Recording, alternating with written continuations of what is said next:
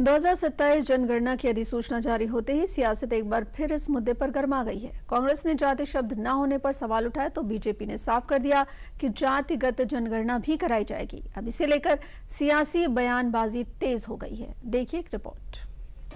This clearly states on 3 places the word caste. So if the survey, the socio-economic survey is being done, it is being done on every caste group. This is the real intent which can be seen through this GO. Now here is the Government of India notification of yesterday. Where is the word caste? Where have they written socio-economic survey of caste groups? केंद्र सरकार की ओर से जनगणना के लिए जारी notification पर कांग्रेस नेता पवन खेड़ा के इस सवाल ने जनगणना पर सियासत को एक अलग मोड़ दे दिया है। सोमवार को ही केंद्रीय गृह मंत्रालय ने एक गजट अधिसूचना जारी कर 2027 में जनगणना कराए जाने का ऐलान किया था, लेकिन कांग्रेस नेता पवन खेड़ा ने तेलंगाना में कथित जनगणना से जुड़े सरकारी आदेश को दिखाते हुए केंद्र सरकार की ओर से जनगणना के लिए जारी नोटिफिकेशन पर सवाल खड़ा कर दिया। कांग्रेस ने जनगणना से जुड़ी सरकार की मंशा पर सवाल खड़ा किया तो बीजेपी नेता सुधांशु त्रिवेदी ने कांग्रेस के आरोपों पर पलटवार करते हुए जनगणना के मुद्दे पर सरकार का रुख एकदम साफ कर दिया। जो भी प्रेस रिलीज जारी हुई उसमें स्पष्ट रूप से कहा गया कि जनगणना के साथ सामाजिक आर्थिक मूल्यांकन और जातियों की जनगणना भी स्वतंत्र भारत के इतिहास में पहली बार होगी। सभी जातियों की पहचान, सभी जातियों को सम्मान और सबसे पिछले छोर पर खड़ी हुई जातियों का उत्थान। मगर जो इंडिया गठबंधन और कांग्रेस की सोच क्या है, केवल अपने अपने परिवार का उत्थान और उसके लिए जातियों में घमासान। ये स्वयं जिस तेलंगाना राज्य का उदाहरण दे रहे हैं, पहली बात तो वहां सर्वेक्षण हो रहा है, सेंसस नहीं, स्पष्ट समझना चाहिए। गणना नहीं हो रही है, सर्वे हो रहा है। सोमवार को अधिसूचना जारी होने के बाद से कांग्रेस के तमाम नेता नोटिफिकेशन को आधा अधूरा बता रहे थे और जाति जनगणना के मुद्दों पर सरकार पर सवाल उठा रहे थे, लेकिन बीजेपी ने कांग्रेस के दावों को दरकिनार कर जाति जनगणना से जुड़े तमाम सवालों पर विराम लगा दिया है। हालांकि जब केंद्रीय मंत्री अश्विनी वैष्णव जाति जनगणना का ऐलान किया था, तब भी कहा था कि सामान्य जनगणना के साथ ही जाति की जनगणना भी की जाएगी। Under the leadership of our Prime Minister Shri Narendra Modi ji, the Cabinet Committee of Political Affairs has decided today, that is 30th April 2025, that caste enumeration should be included in the forthcoming census. केंद्र सरकार का stand clear है कि इस बार सामान्य जनगणना के साथ ही जाति जनगणना की जाएगी, लेकिन कांग्रेस जनगणना के नाम पर भ्रम की सियासत पर आमादा है। इधर सपा सांसद अवधेश प्रसाद सोमवार से ही जाति जनगणना के क्रेडिट की होड़ में लगे हैं। वहीं यूपी के उप मुख्यमंत्री केशव प्रसाद मौर्य ने सपा और कांग्रेस को पिछड़ों का विरोधी करार दिया है। इस देश में जातीय जनगणना कराने के लिए सबसे पहले अगर किसी ने बल दिया है तो हमारे नेता जो आज दुनिया में नहीं है, श्रद्धेय मुलायम सिंह यादव जी ने किया। उसका समर्थन देश के अन्य नेताओं ने भी किया था।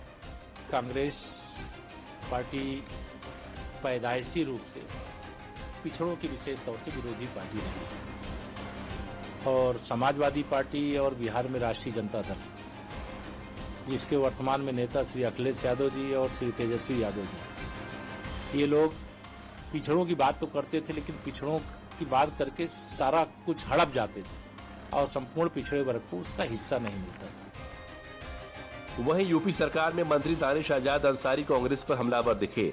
दानिश आजाद अंसारी ने कांग्रेस के इतिहास को लेकर कटघरे में खड़ा कर दिया। साथ ही कांग्रेस को पिछड़ा, दलित और अल्पसंख्यक के विकास में सबसे बड़ा रोड़ा बताया।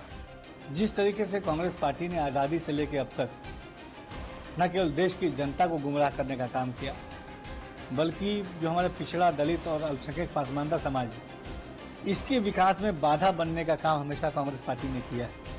इतिहास गवाह है कि कांग्रेस पार्टी का असली चरित्र ही यही है, असली चेहरा ही यही है कि जब जब समाज के विकास की बात आती है, कांग्रेस पार्टी एक ऐसी लकीर खींचती है जिससे समाज विकास के पथ पे आगे ना बढ़ पाए। आज केंद्र की हमारी मोदी सरकार ने जनगणना, जातिगत जनगणना का जो ऐतिहासिक फैसला लिया, ये इतिहास भी याद रखा जाएगा। दरअसल कांग्रेस बीते काफी समय से केंद्र की मोदी सरकार पर जातिगत जनगणना को लेकर हमलावर थी। सरकार ने जातिगत जनगणना का ऐलान किया था तो कांग्रेस के नेता बीजेपी सरकार से जनगणना की डेडलाइन की मांग कर रहे थे, और अब जब मोदी सरकार ने खुद जातिगत जनगणना की तारीख का ऐलान कर दिया तो कांग्रेस विरोध के नए नए बहाने ढूंढ रही है। इसीलिए बीजेपी कांग्रेस पर जमकर जुबानी पलटवार कर रही है।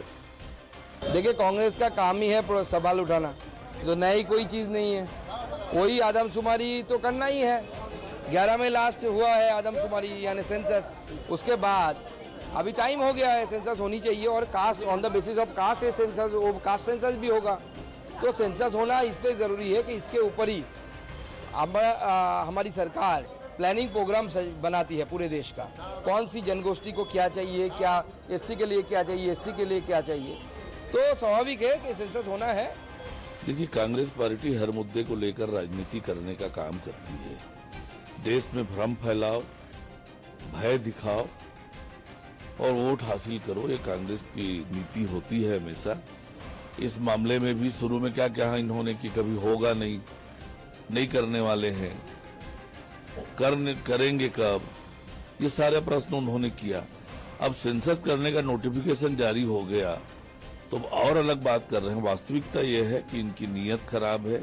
तो कांग्रेस पार्टी अपने चरित्र के हिसाब से एक और नया झूठ फैलाने में लगी हुई है, और अब वो कह रही है कि कास्ट सेंसस पर यू टर्न हो गया। कास्ट सेंसस का कहीं जिक्र नहीं है।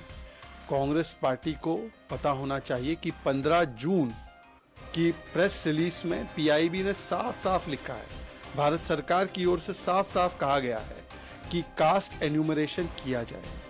केवल 15 जून ही नहीं बल्कि 4 जून और 30 अप्रैल के भी प्रेस नोट में, पीआईबी के नोट में साफ साफ कहा गया है कि जाति जनगणना करवाई जाएगी। दरअसल कांग्रेस जिस इतिहास की दुहाई देकर जातिगत जनगणना का क्रेडिट लेना चाहती है, उसी इतिहास के पन्ने पलटने पर जातिगत जनगणना न कराने के लिए सबसे बड़ा गुनहगार भी कांग्रेस ही नजर आती है, और बीजेपी भी उसी इतिहास का आईना दिखाकर कांग्रेस पर हमलावर है।